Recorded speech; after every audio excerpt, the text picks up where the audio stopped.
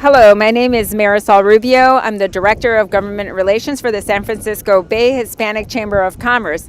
I'm here today at Nichols Park in Richmond and have the pleasure and privilege of being joined by Representative John Garamendi, who is running for Congressional District 8. Hello, Representative Garamendi. How are you? I am just delighted to be with you and have the opportunity to speak to all of the members of your Chamber of Commerce. This is really going to be a cool day here. We're going to be dedicating this park to Willie Mays. The community has significantly upgraded the park. It's one of the things that's very, very exciting about this new 8th Congressional District, much of which I've represented in the past, both as a member of Congress in 2009, 10, and 11, before the previous redistricting, which moved me up the river, all the way up the Sacramento Valley, and now to really coming back home. Oh, wonderful, wonderful. So we're going to go a little bit back and just learn a little bit about who you are. I mean, who makes Congressman Garamendi who he is? Well, I have had the most marvelous, wonderful public policy career you could possibly imagine. I'm a graduate. Well, I was raised on a cattle ranch here in California, up in the Sierra Nevada mountains. I went to school at University of California, Berkeley. Played football there. Did pretty well at it. Second team All-American. And towards the end of the beginning of my senior year, I asked my girlfriend to marry me, and she said, "Well, I'd love to marry you, but I'm going in the Peace Corps, and you're going to go play football for the Dallas Cowboys or the Raiders." And I said, "No, let's go in the Peace Corps." So we spent 2 years in the boondocks of Ethiopia, a small village, no electricity, no running water. It was the most marvelous experience. Really an opportunity to serve in a community that really needed some serious help. Came back, went to Harvard Business School, got an MBA, thought I'd do international banking, got so upset with the Vietnam War and Nixon that were going on at the time, decided I have to do something. So Patty and I got into politics, was elected to the California State Assembly, then the Senate, eventually statewide, elected insurance commissioner. Then went back, both Patty and I, to the Clinton administration. She was deputy director of the United States Peace Corps. So she was traveling all around the world, setting up Peace Corps programs and all of that. And I was the deputy secretary at the United States Department of Interior, all the national parks, Fish and Wildlife. Marvelous, wonderful job. Came back to California. My successor as insurance commissioner decided that he wanted to play footsie with the insurance companies. I had set up the best consumer protection agency in the nation during my tenure, 91 to 95. And so I said, this has got to be straightened out. Became insurance commissioner again, made it once again the best consumer protection agency in the nation, and then became lieutenant governor. And looked around and said, no, Jerry Brown's going to run for governor. So I decided to run for Congress, and that was 2009, and have just now 12 years in Congress. I love it. I love the work. We're talking about the most important policies of the world, climate change and military and security and all of the infrastructure issues. Absolutely, absolutely. And by the way, go Bears, fellow alum. Too. Yes. Go Bears. Yeah. Forever hopeful. Yes, forever hopeful, that's for sure. And thank you for your service all these years as well. Wonderful. So we're going to dive in a little bit on the issues. As you know, in healthcare, the pandemic truly revealed the need for us to have truly full coverage, universal, form of universal health care to make sure that in a moment of crisis like the one we had, everyone is insured, everyone has access to quality, affordable, timely health care. What is your position in terms of, do you support universal health care? And if so, what are some of the ideas you have of how we can achieve that?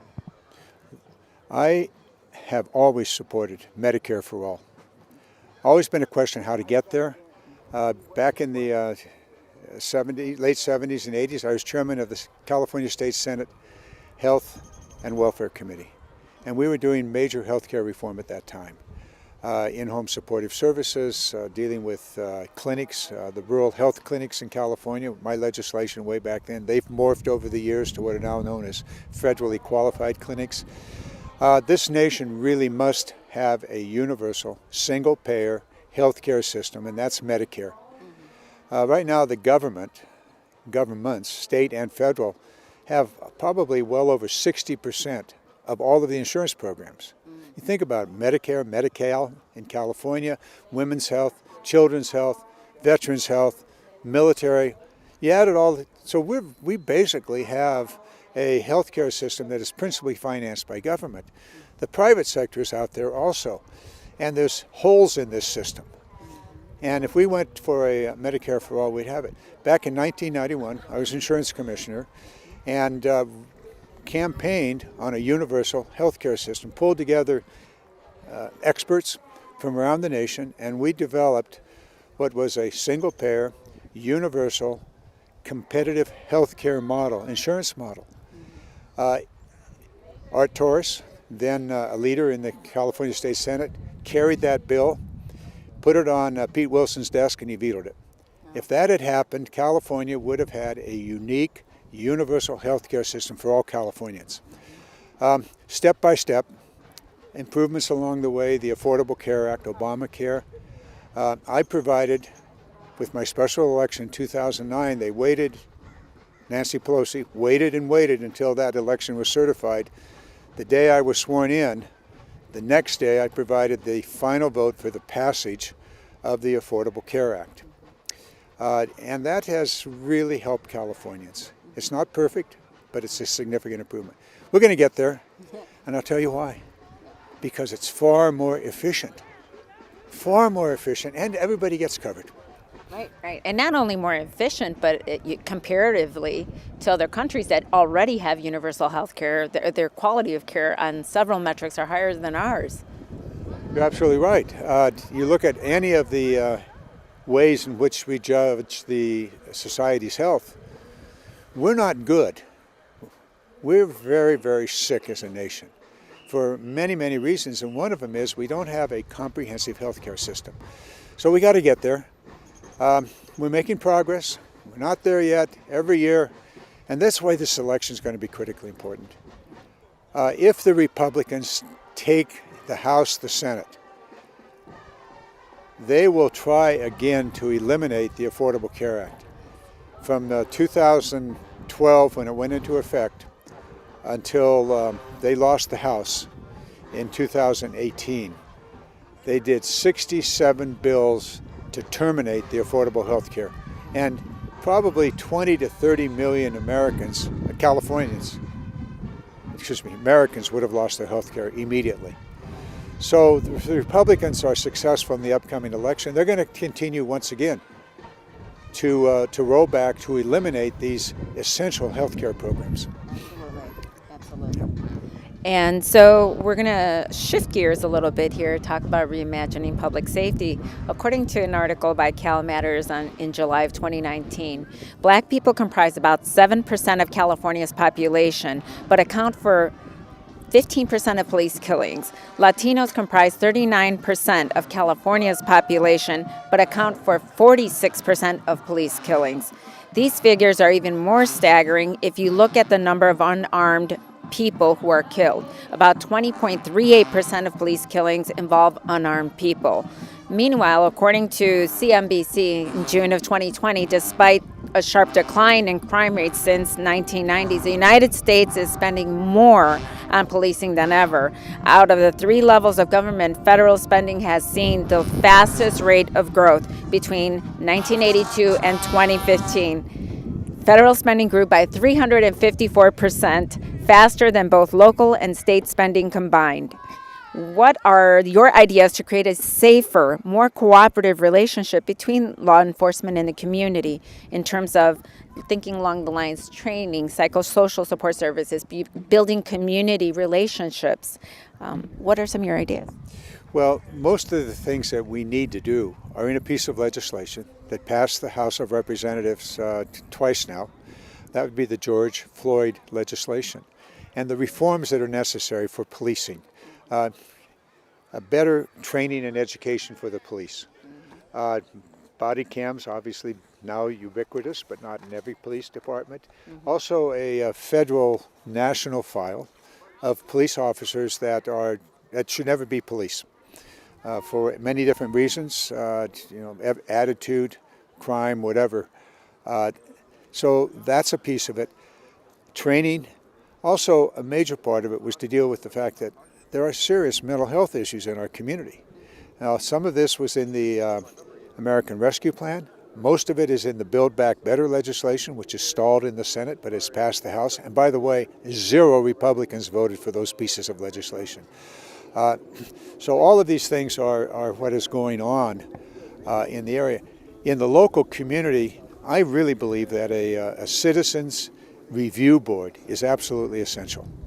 And not every community in the 8th Congressional District has one. Some do. But that is a way of watching over the police department. We also know that some of our communities do not have adequate funding for police. There's a shortage of police, of Vallejo. And we do need police. So we have to address this. Part of this is a state and local funding problem. Part of it's the federal government. The federal government has spent a lot of money given to the police departments to buy military equipment. You know, come on. These are not military units. So we need to be very cautious how we do it. So training, appropriate citizens review board, accountability. Bad police officers shouldn't be just shuffled from one city to the next. They should not be police officers at all. So these are all things that are part of what would comprise it. And once again, we have to get federal legislation here. We cannot depend upon one community getting it right and the neighboring community getting it wrong. Yes, so more transparency, accountability. Accountability, citizen review board, strong citizen review board. It really works. I was a statewide elected official for almost 12 years. And so I traveled most every community in California, and where they had a strong community review board, it worked for the police, it worked for the community, and the police needed to build relationships with their community. You know, they just sitting in a car and patrolling necessary, but it's inadequate. You got to know the community. You got to get out as they are today. We're here at Nichols Park, as you said, and the Richmond High Band just arrived. As we heard. As we heard. And they're going to start another song in a moment. The good thing is this we should still be heard. We'll work at it. That's a good microphone. Yes, it is. So, thank you for your reply, by the way, on that very complex situation. It is. We're going to move on to education. The federal government contributes approximately 9% annually, or about $71 billion, to the education of the nation's elementary and secondary age children. Although Title I funds have helped low-income children improve, their progress in basic reading and mathematics lags behind that of their higher-income peers. What can the federal government do to ensure that all children are getting a quality education pre-K through 12? Well, back in the Obama administration, they attempted to set national standards. And it was a good start. Didn't solve all the problems, but it was a good start. So national standards are important because then every school, every parent knows that there's a minimum level. The second piece is the federal government really has to step up on education. Way back in the mid-'80s, I had a special committee in the California State Legislature to look at California's future this century. And hired Stanford Research Institution to do the study, do an economic analysis. What are we going to do in the future? They started looking in the future and they said, wait a minute, how did California become such a great, successful state? So they looked back. What did California do? California did 5 things.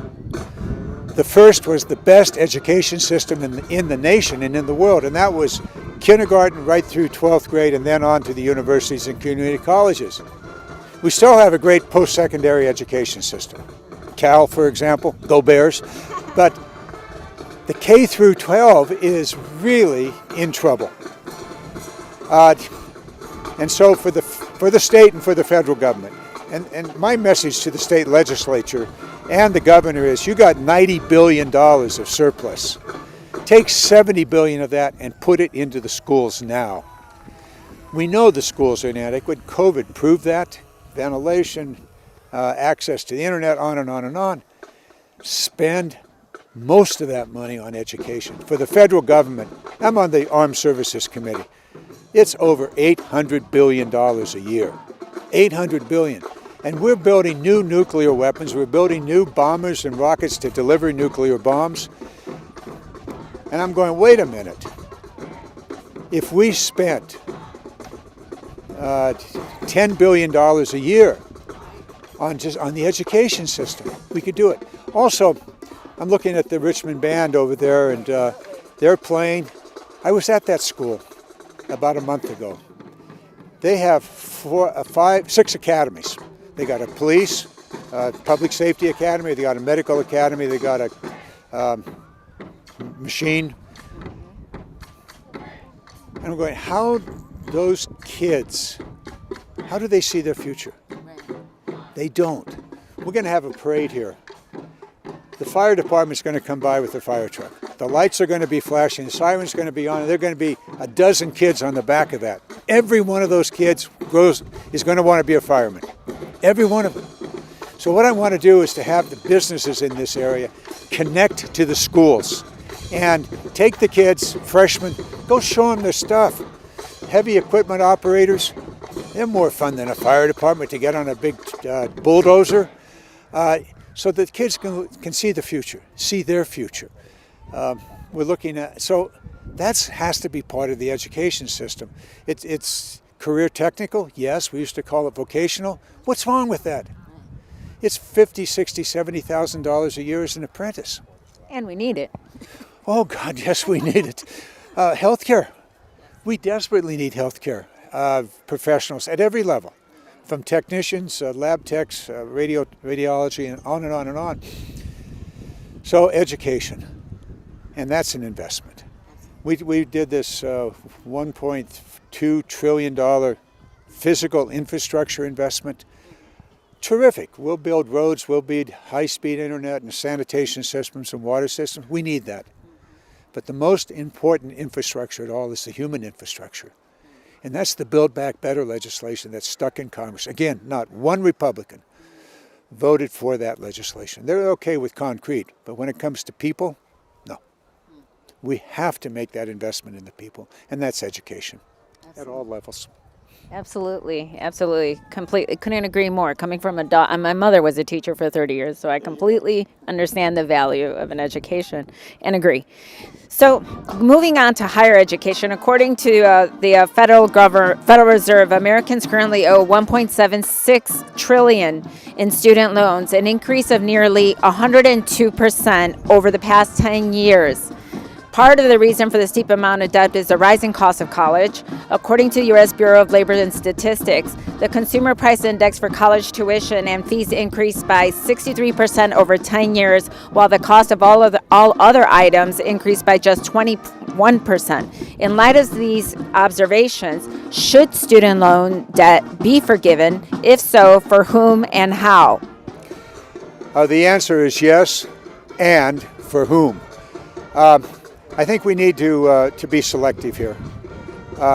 There are many different results from education. And certainly some people graduating are going to go into what we just talked about, medical technicians, making maybe $30,000 to $50,000 a year. Some are going to graduate and they're going to make $150,000 a year. So we need to really be focused here. In addition to the forgiveness of student loans, there's another program that needs to be expanded, and that is working in programs, for example, in a clinic, a low-income clinic here in Richmond. You work there, and every year your student loan, a percentage of it is forgiven, probably in 5 years of working there as a technician in that clinic. Your loans are paid off. So there are different ways we can do this. I've also carried legislation for the last 6 years now, still looking to get it passed, and that is, why does a student pay 6, 7, 8% interest to the federal government when the federal government's borrowing money at 2%? The federal government's making $500 million a year on interest payments by students. And I'm going, if you can refinance your home at a lower interest cost, be able to refinance your debt at a lower interest cost. It doesn't wipe out the debt, but it surely reduces the overall amount of money that a student has to pay on that debt. And it amounts to several $100s a year. And that allows you to pay the debt down faster. So yes, forgiveness. We need to be wise about who and how. Working off that student loan by working in certain areas. I see some police officers going by here, some fire. There are many different ways to do it. Peace Corps, for example. In fact, we're carrying a bill on this to expand the ability of Peace Corps volunteers to have their student loans paid off by their 2 or 3 years of service in the Peace Corps. Other kinds of programs, the community service programs that are run by the state. Wonderful. So looking at the other side of the coin, about preventing such high debt, how can we make higher education more affordable and accessible to especially to non-traditional students, single parents, students with disabilities, low resource, low income students? Not every student gets a scholarship, and scholarships often have requirements that are challenging for non-traditional students to uphold, such as attending full-time course load. Well, I was lieutenant governor. Lieutenant governor is automatically a regent of the University of California and a trustee of the state university system and engaged in the community college system. This issue of the extraordinary increase in the cost of education was one that I simply was in a rage about at that time and remain very unhappy with what the university is doing.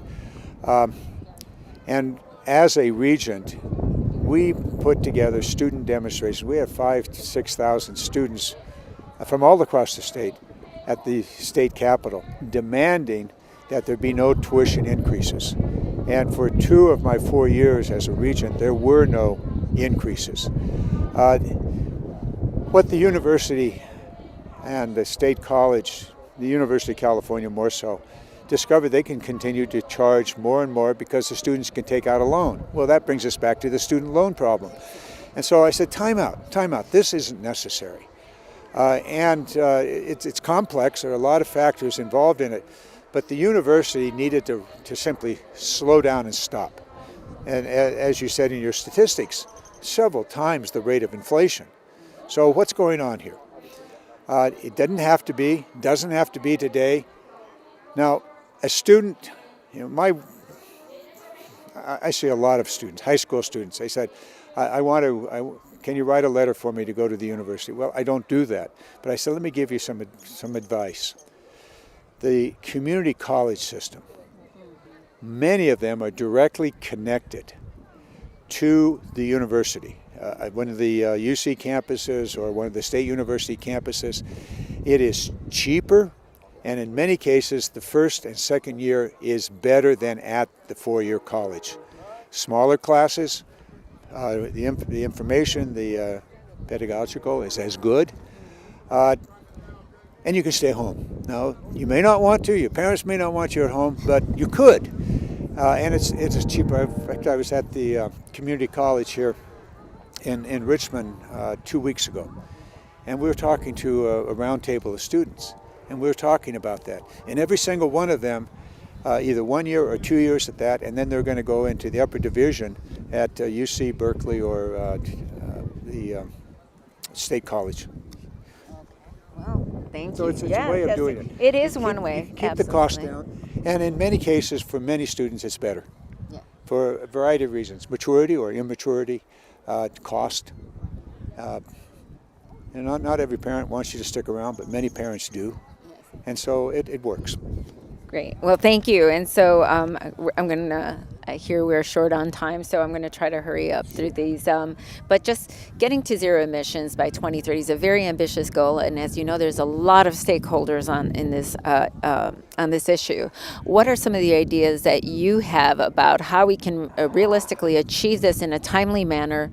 Because obviously waiting or postponing it is really not an option for us. We're out of time. We really are out of time. I started my journey on this in 1978 with the very first law in the nation for a tax credit for solar, wind, and energy conservation. Putting insulation in your ceiling. The wind turbines in California started as a result of that. And over the years, as Deputy Secretary to the Department of Interior, I was tasked by President Clinton, together with five other deputies, to design the American program for the Kyoto Climate Conference in 1998. And we studied what would happen. And everything we predicted has happened. We predicted less snowfall in the Sierra Nevada mountains, more droughts. We predicted the hurricane that wiped out New Orleans. In fact, after we did this, Al Gore said, "John, go down to New Orleans, talk to the city, talk to the newspapers, talk to everybody down there and tell them you're in danger." 5 years later, Patty says, "John, come here, take a look at this." On television was the precise storm that we predicted would happen. And it happened, and New Orleans, several hundred people died. So we've known. We know how to do this. Now the challenge in the 8th Congressional District is extraordinary. All 5 of Northern California's oil refineries are in this district. And we're talking 30,000 direct jobs, and probably that many more indirect jobs dependent on that. But those refineries have to transition to biofuels. And that's actually happening at the Phillips 66 refinery. Renewable biofuels. Okay, as long as it's net negative.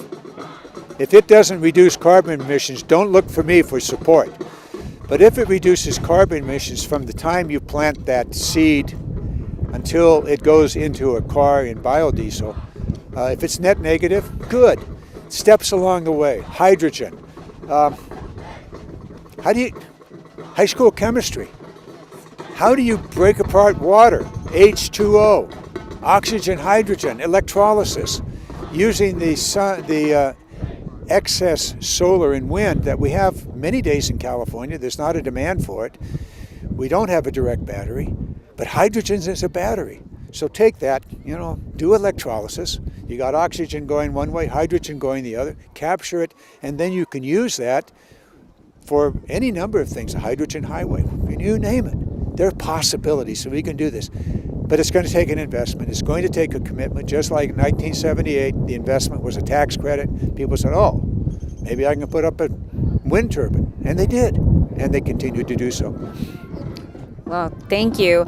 And so I know we're really short on time here, so I just wanted to really quickly say, You've got time. You've got a couple more questions. Are you sure? Okay. As long as you're okay with it. Okay. So a recent study found that non-Hispanic whites breathe in about 17% less, air pollution than they cause by their own consumption, while Black and Hispanic people inhale more than 50% more pollution than is generated by their own actions. What initiatives will you take to ensure environmental justice? This is an issue that I've worked with for many, many years. Actually starting with insurance. When I was insurance commissioner in the 90s, there were large parts of California that simply could not get insurance.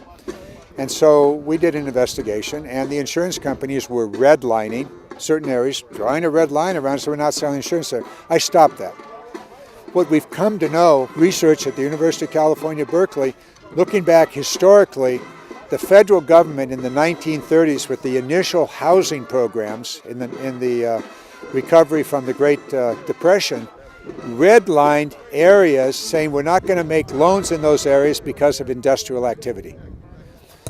Alameda, Contra Costa, the refineries, the industrial areas, all redlined. That continues to this day. Those areas where you are citing those statistics are the areas that were redlined way back when. Now, there's a problem of access to loans, to insurance. All of that is an economic problem. But the underlying reason they were redlined was the industrial pollution. And that exists today. So 2 things. First of all, reduce the industrial pollution. That can be done. That's a matter of money, investment by, in this case, the refineries and other polluters. Put in the systems, put the scrubbers in, reduce the industrial pollution.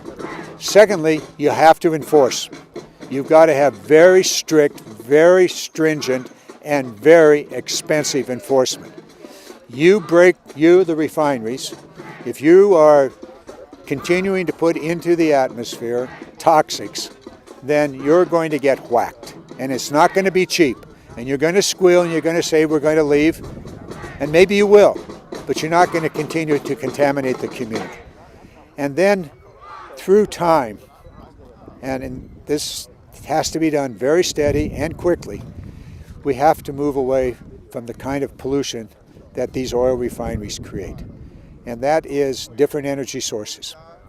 Now, will the industrial activity remain? Yes, but it will be different. We know today, and this is a project I'm working on, is to create what I call the Interstate 80 from the Bay Bridge all the way to Sacramento, the Agriculture, Biological Research and Manufacturing Center of the world. The great universities, Berkeley and Davis, are doing research on agriculture and biology, and we're creating already in this area synthetic biology. In Vacaville, on Interstate 80, is the largest biopharmaceutical manufacturing facility in the world. Nothing like it anywhere in the world. It's Genentech's facility in Vacaville. And around that, we're now having new biopharmaceutical companies and biomaterial companies going. In Alameda, there's about a couple of dozen startup companies. And we can do this. And the manufacturing of the synthetic materials that come from biology, it's algae. You're growing algae and you can tweak the algae to make rayon, nylon, plastics, or fuel for airplanes. The way it's built and made is the facility is very similar to a brewery. Microbreweries, okay, we got a big brewery. Many of these refineries 10 years from now will be producing synthetic biology products using much of the equipment that's already on the refineries, and most importantly, the skills of the men and women that work there. The plumbers, the pipe fitters, all of those skill sets. So we're looking at the future here. Can we create the future in this district? Absolutely. There's no other place in the entire world that has two of the premier research universities in the world on either end of Interstate 80. Right. It's a great opportunity to lead. It is. And right here in Richmond, not very far from where we are, the University of California has a field station. There's a 100,000 square foot facility there that the Environmental Protection Agency used as a laboratory. They're moving out. We're going to repurpose that into what's known as a contract manufacturing operation, in which these startup synthetic biology, fuel, material companies and pharmaceutical companies can scale up so they actually have a product that they can take to market. When they meet that, then they can go and build a factory on any one of these refinery sites. It's possible. Back in the 1970s, the farm workers, I represented San Joaquin County, which was the heart of the farm worker battles. It was bloody and deadly. People were dying. And I'll never forget that the farm workers had their chant. It was, "Si se puede." And that's my chant. Yes, we can. Si se puede. Yes, we can. We can do these things. Yes, we can, and it's an investment. It's definitely an investment. It's going back to when we talking about when we talk about making the intentional effort investment in schools or in the environment or whatever. A lot of these issues are so important. It's there, and we're a wealthy nation, and I sometimes come home from a classified hearing back in Washington with the military, and Patty will look at me and said, "You've been discussing nuclear weapons." Yeah. We're going to spend $1.5 trillion on rebuilding our entire nuclear weapon system, all of the delivery systems. And it is far more dangerous than anything we saw in the Cold War, because we're dependent on satellites, all of which are vulnerable. We have delivery systems that are purposely designed not to be observed. And we have weapons that are guaranteed to go off, safe, secure, reliable. And we're spending $1 trillion in the next 20 years on this. And I'm going, what if we spent a tenth of that, $100 billion on education, on research? So anyway, that's my work. Absolutely. Very challenging, I'm sure. To say that's an understatement. So when we talk about, so what's the war in Ukraine, what kind of, and other similar events throughout the world that are happening right now, what kind of impact do you think from a macroeconomic level that's having here locally when we talk about, for example, our gas prices and just inflation in general? Well, wars are deadly and economically destructive and socially destructive. The Ukraine war is the most recent example.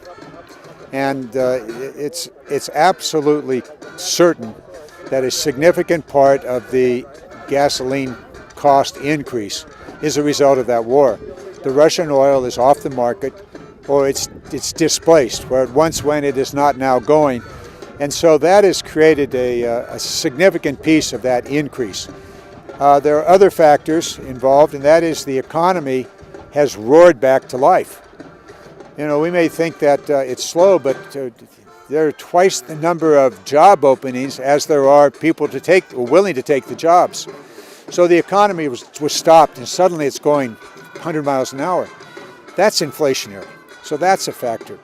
And the third factor is that the petroleum industry is price gouging. There ought to be a law, and in fact we passed one this week, this being Saturday. We passed it this week, 4 days ago. Not one Republican voted for that. It was a mechanism for the federal government to investigate and to call out petroleum companies that are price gouging. And that's everything from the retail to the pump.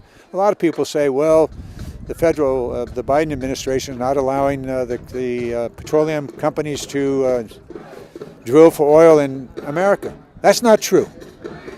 The petroleum companies are not drilling because they don't want to invest in drilling. What they're investing in is stock buybacks, which is great for the owners of the stock and for the executives. They're making a pile of money, but we're paying for it. So it's complex. That's one piece of the inflation. The other is that the success of the American Rescue Plan and the other two bills that followed on put a lot of money in people's pockets.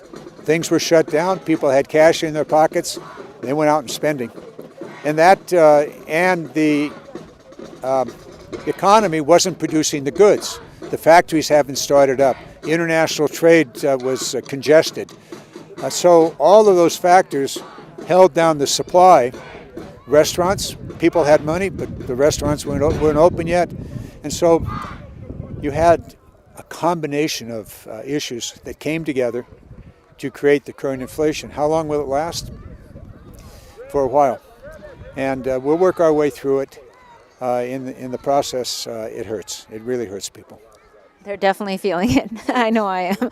So in that same vein, and looking at the other side of the coin, I guess, from the consumer end, what are your thoughts about raising the federal minimum wage? And absolutely, federal minimum wage has to be raised. California has raised it. It's $15 now. It's going to bump up every year for the next, I think, 5 years. That's a good law. Should be done. Should be done nationally. In many places, it's $6, $7 an hour. Come on, give me a break. So it has to be done. Again, I'm going to be very clear about this. I've whacked the Republicans. I'm going to whack them again. We have passed from the House of Representatives repeatedly an increase in the minimum wage over the last 5 years. Not one Republican has ever voted for that increase in minimum wage.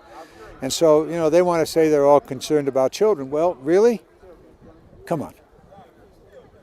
How are parents going to take care of the children? Right. It's very so. We're going to close out. What will be your top 3 issues that you will take on in your first year in your reelection? I have been accused of taking on too many issues. I find it exciting. I have a very heavy responsibility in the military. I'm responsible for every ship, every plane that is maintained, 1,100 military facilities around the world, more than $350 billion of your tax money that it be spent wisely. And so that's going to require a lot of work. And I'm forcing the military to go green. I'm forcing them to reduce their energy consumption. The single biggest consumer of petroleum in the world is the American military. A 1% reduction, 75,000 cars off the road. Significant decrease in carbon emissions. So we're going to drive them. We're going to drive it green, and they're coming along. We don't tell the Republicans this is climate change. We say this is cost reduction. They can buy into that. So we're making very good progress on that. And also the wars. Now, I'm also way into insurance issues, voting rights issues. We're going to lose our democracy if we don't get this voting right thing. We got to do it now. We can't wait till next year. Republicans who none of whom have voted for these voting right bills, will roll back and quite possibly put into federal law the horrible state laws that we're seeing across the nation. So voting rights, air quality, climate change, you name it, infrastructure. I'm a senior member of the Transportation Infrastructure Committee. So for this district, my work is going to be how do we bring the infrastructure bills to bear to solve the problems here? How do we deal with the set of issues? You've raised my agenda. Each one of the questions you've raised is my agenda. There are certain tweaks that would apply to the different communities, but this is what I have to do and what I want to do. I'll just give you one example how these things come together. Mare Island, the oldest naval base and shipyard on the west coast of America. 4 dry docks. I've worked with the dry dock company up there and the Coast Guard cutters that are now there. That's because I suggested they see if they can get a contract here rather than sending those Coast Guard cutters back to Louisiana. I said, why don't you repair naval ships? That's my responsibility. The naval ships are repaired. I said, why don't you repair them? Well, we have to make some investment. They are going to. They're going to invest $13 million if they meet the standards, which I'm sure they can do, and if the price is right, and if the quality is good, they'll get a contract. The first Navy ship that arrives, these are combat vessels. The first one that arrives there, that's 2,000 jobs in Vallejo or in the community. I'm going, okay, guys, we're going to go down to Richmond High here, and we're going to go to the technology lab, and you're going to recruit from Richmond High for those 2,000 people that have a job there. It's $80,000 a year starting salary.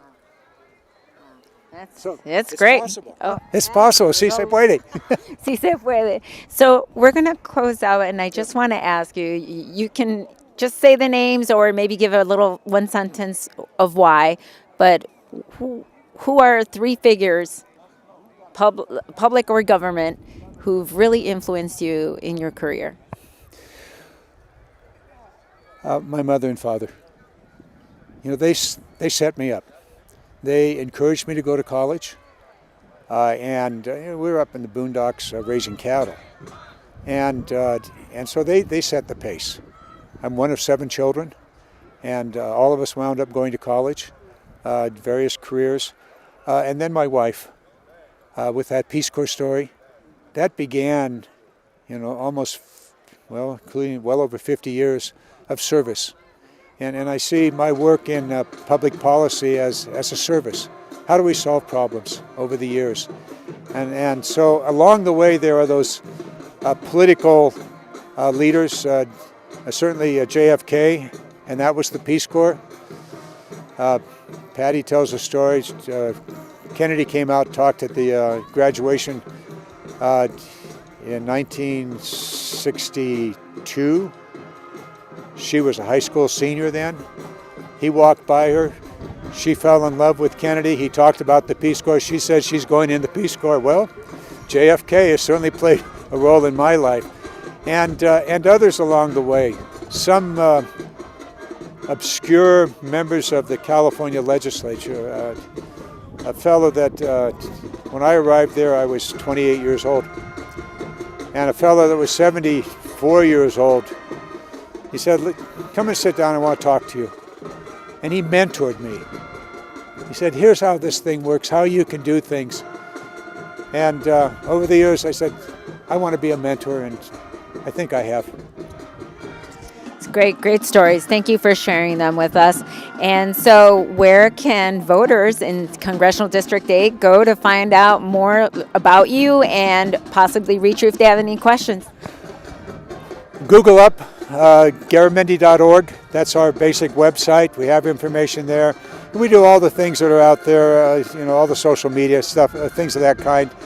We're doing all the mailers that are traditional. I've noticed we got our lawn signs are coming up, so all of those things. But we're readily available. Our government website, that's all government, that's not campaign stuff, but it's all there. People your age are very good at this, and they know how to find the information. It's Garamendi, and Garamendi.org is the official campaign website. Wonderful. Thank you so much, Congressman Garamendi, for joining us today. It's been a pleasure speaking with you. Pleasure's mine. Thank you. Thank you. And there you have it. Thank you so much, everyone, for joining us today. Until next time.